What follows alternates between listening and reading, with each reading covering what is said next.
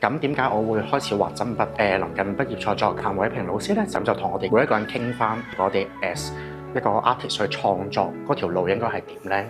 咁佢就 suggest 我用一個狀態去畫畫，咁我就揀咗一個放空嘅狀態去做。其實就係個腦唔好去諗個畫面啦，就咁用隻手去等佢自動去畫畫啦。咁其實呢樣嘢聽落好似好科幻，但係就同我哋平時可能開會用隻手喺度亂撩一啲嘢出嚟個過程係差唔多嘅。喺呢個狀態之下畫出嚟嘅嘢就好似某程度上係 represent 緊我一個潛意識之下產生出嚟嘅一啲圖像，有少少去畫自己裏邊嘅故仔同埋想講嘅嘢出嚟。我覺得形體係好表達到一個人嘅狀態或者情緒或者地位權力之間嘅一個關係。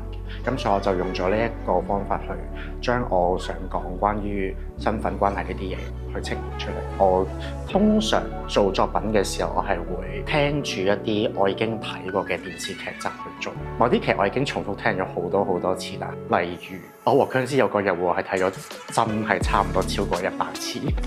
係，我已經識得背晒佢。我記得有一次展覽嘅時候，有一對我諗夫婦行過望到一個作品，咁個女士就留低喺度睇，咁然後個男士走過嚟望咗2秒就同佢講出 print 出嚟嘅。咁我喺側邊聽到嘅時候，我就覺得我好似響即係點得好細點呢件事 kind of 證明咗自己，咁我就先慢慢放過自己，唔越點越細。